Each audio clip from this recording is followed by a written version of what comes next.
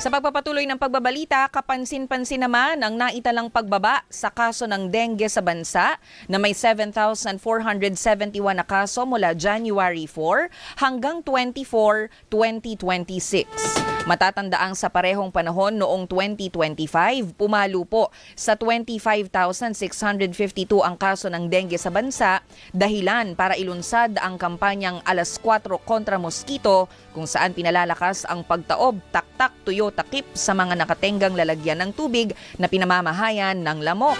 Tinitignan naman ng DOH na epektibong paraan ang nasabing kampanya lalo pat 71% ang ibinaba ng kaso ng dengue sa bansa sa parehong buwan.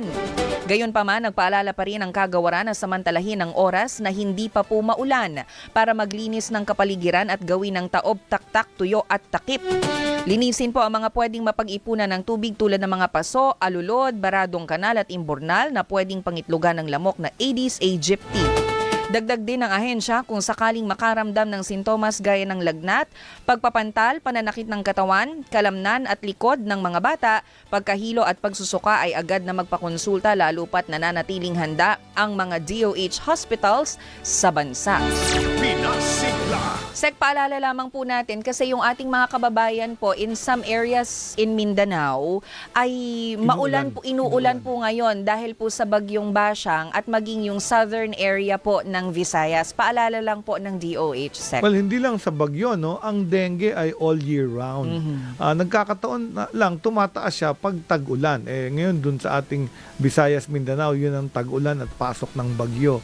Kaya ngayon, baka tumaas na naman ang bilang ng mga nagkakadengue. So reminder natin yan sa lahat ng ating mga kababayan.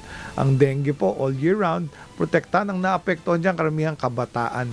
Kasi nga, syempre, pag hindi ka pa nagka-dengue, pwede ka talagang makagat ng lamok na may dengue at magkaroon ng sakit. At usually, in some cases, pwede kang ma-ICU dahil dyan yung pagbaba ng platelets at pagdudugo dahil sa dengue hemorrhagic fever. So, Sek, pinapaalala po natin sa ating mga kababayan na simpleng-simple po yung vector control na pwede po ninyong gawin na napatunayang epektibo. 71% ang decline, Sek. Yes, taktak, tuyo, taob, tuyo, takip. Yes. So, taob, taktak, tuyo, takip. Huwag pong kalilimutan para po mapuksa ang lamok na nagdadala ng dengue.